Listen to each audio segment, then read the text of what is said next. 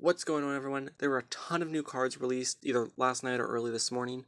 So I'm gonna break this video into two parts. This is gonna be part one, and part two will be out tomorrow. So first up, we're gonna go over the card of the day. It's a blue Fort Burst, which this is our first Fort Burst that we've seen so far.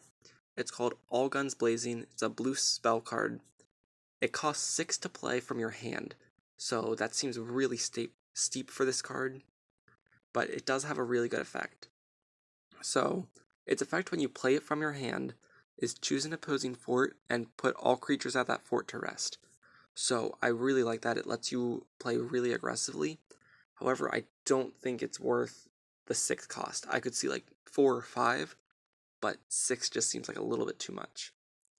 And then, if it's activated as a Fort Burst effect, you put this card into your discard pile, choose a creature and put it to rest, and then draw a card. So it's not as good as the effect from activating it from your hand, but it still allows you to put a creature to rest during your opponent's turn. So that's really good. It can help you play more defensively on their turn, and then switch it up and play aggressively on your turn. So this is a really cool card. I don't know if it's worth running 4 in a deck. I would say maybe 2 max just because of the steep cost, and you don't really want to draw it. But you can pair this with Merchant, who we saw a while back, who when he attacks, you draw a card, discard a card, then if he's drag across yellow, and you discard a spell card, you get to draw an additional card. So I could see him pairing well with this card, but we'll see when the game actually comes out. So now moving on to the cards that were released. There aren't really good pictures available, so I am using the Dragoborne website for these. Make sure to check these out if you want to see their art bigger. And then also make sure to check out the Facebook page. We're almost at 900 members, and it'd be really great if we could hit that or even 1,000. So anyway, the first one is Wandering Apparition. She's a 1-cost black creature with 1 attack and 1 endurance. And her effect is when this creature is blocked by a Drago Shield, it gets +2/+0 for this turn. So I really love this effect, especially because she's a 1-cost creature. Because she is essentially has 3 attack when she attacks a shield. So this is awesome, especially for playing really aggressively your second turn. You could, if you're playing like at least double black, you could drop 2 of her, and then something else if you have a 2 cost, and then just push him really hard and wipe out a fort on your second turn. So I really love this card. I think it's pretty awesome, and could definitely see a lot of use. It is a common from the actual pack, so it'll be pretty easy to get as well.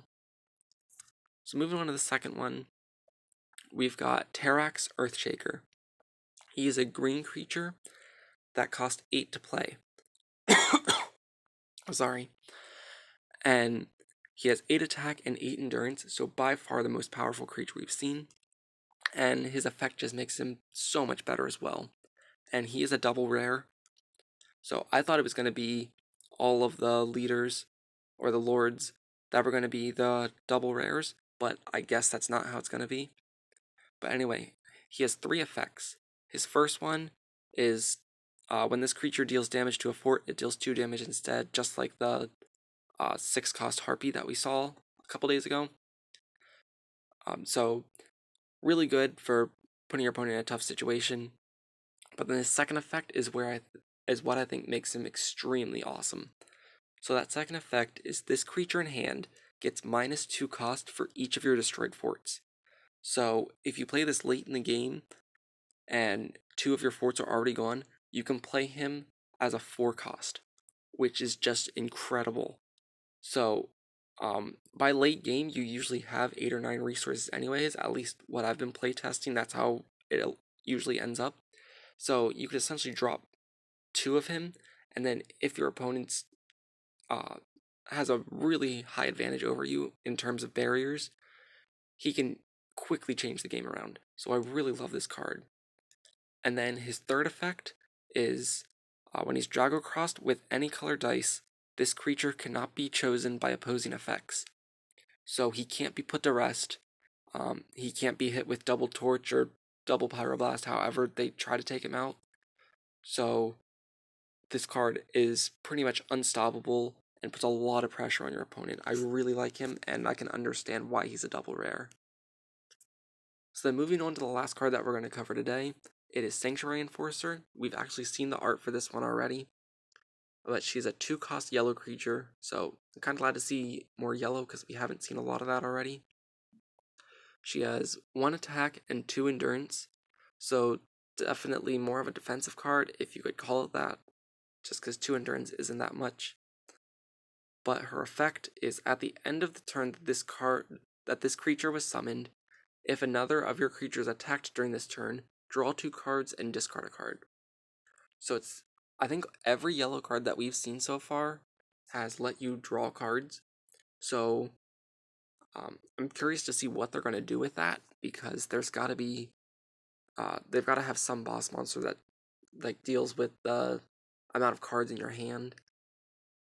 But discarding is also going to be cool, because if we get effects that trigger in the graveyard, like if the black decks do have stuff to revive the zombies, then ditching those cards from your hand in the graveyard is going to be awesome.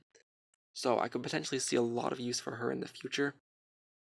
But as of right now, until we get some more stuff that supports drawing and discarding, I still think she's a decent card because she lets you cycle through your deck and get into the cards that you want more. But anyways, let me know what you guys think down below. Which one of these was your favorite? And as always, thanks for watching.